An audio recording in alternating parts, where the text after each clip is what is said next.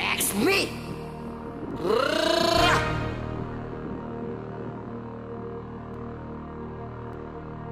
Maliit talaga mula ipanganak to, baka di kayo na-inform. Kung ngayon ay malinaw na ba nabansutin ako dati pa atin doon. Yung mabubungay na mga tambay sa amin ako ay iniis mo. Lalakas mabanas na mga tukbola, sarap na dyakan sa mga yago. Lobis na naman na ako ay maliit, ako pa uutusan nyo na manukit. Ganyan ba talaga kapag bulinggit? Kakayan-kayanin naman pang malupit. Walang pasensya kapag nahagip, sila pagalit, sila nakasakit. Sasabihan pang huy bansot, wag ka nga bumalandra, doon ka nga sa gilid-gilid. Pucha di ba napakasaklap? Nilalait ka nila na unano, duwende, punggo at tsaka pandak. Hindi titigil sa kakaputak hanggat di ka nagangaknak. Kaya asarin nyo ko pero huyo kayo sakin kapag ako'y tumangkad. Oo, pandak na, nakakatawa ba na sakin mas angat ka? Pare-pareho lang tayong nakain ng kanin, minsan lang sakin malata. Dahil ba di matanggap na kinaya ko na yung ibang hindi nyo magawa? Dahil kaya kong lumayag sa karagatan na ang gamit lang ay batya, yung height ko pang bata.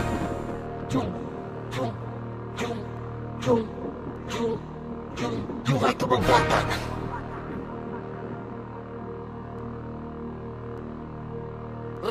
Lahat panay walang modo, nakakasura mga loko. Ayoko na nga napakinggan kayo, wala kayong kasing bobo. Medyo ma-epektado kahit na tumalundaw ako sa bagong taon. Sobrang nakakaurat, sinasabing kasing laki lang ako naggarapon at pinakapon.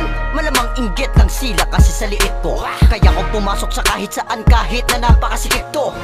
Pasok dito, labas yan, yan ang tagi kong proteksyon. Kasi pag inasar malamang mga kulang sila sa atensyon. Patrip ako sa mga pilahan, ako na lang palagi nasa unahan. Sasakayan kapag pinagunahan, kaasar palagi ako nadadaganan. Sinasadya ba akong bayahin o baka di ako napansin? Kung tutuusin, mas dapat kami paunahing disable mga praning. Unanon nyo lelang nyo, di nyo na ako mauulol pa. Sana lahat na nasa listahan ng umokare sa akin mabundol na. Lakas pang hiya, walang hiya, di namang gwapo kapal nyo kung mangutya.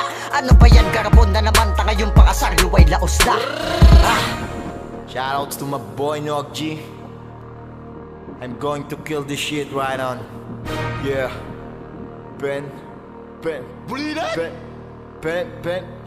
Ang mundon to'y nakakabwisit, puro kutya ang mga lintek. Nakakaloko na sila masyado, tingin nila sa'kin ay bulinggit. Trip talaga ako pag nakikita ko sila, ay agad ako na nagtatago. Paano pag di ko sila nataguan, pauulanan ako ng panggagago.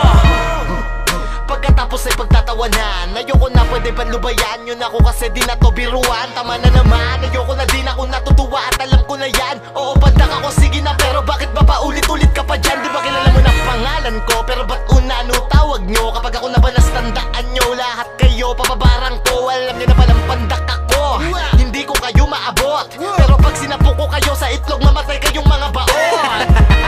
Paano nyo nasabi na hindi ko kaya makipagsabay sa inyo? Na kesyo maliit ako, may kaya nyo akong tapakan. Ano naman kaya ko kayong kagatin?